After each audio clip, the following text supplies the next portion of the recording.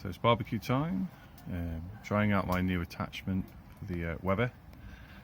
I'm going to do some pork meatballs, like kofty style. Got some lamb chops with rosemary from the garden and salt, and this one is leg of lamb. It's a little meatball, but it's a special one because it's got bone marrow from the lamb. So that's going to be interesting. And some lovely large prawns with a nice Chinese marinade for a starter. Now, what's cool is this new attachment. So the new attachment is the Vortex, the Weber Vortex. And I've got charcoal as the bed. Then we've got some wood on top. And then I've got a piece of cherry here.